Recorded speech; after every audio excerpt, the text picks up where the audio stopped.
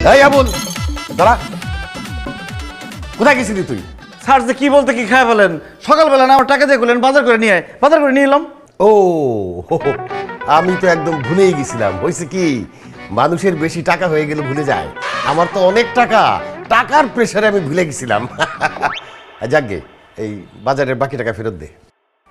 বাকি টাকা ফেরত দেবো কই থেকে? বাজার করার পরে কোনো টাকাই ফিরে নেই। খবরদার এই বাসার চৌধুরীর সাথে মিথ্যা কথা বলবি না। আমি নিজে তোরে হিসাব করে বাজারে টাকা দিছি, ওইখান থেকে 20 টাকা বাঁচার কথা, ওই 20 টাকা ফেরত দে। স্যার সকাল সকাল বাজার করতে গেছি তো, অনেক খিদা লাগছে, নাস্তা খাই ফেলাইছি ওই টাকা দিয়ে। কি নাস্তা?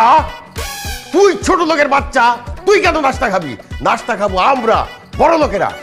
যাই হোক, একটা কলা 5 টাকা আর একটা বনরুটি 5 টাকা, 10 টাকা, বাকি 10 টাকা ফেরত দে।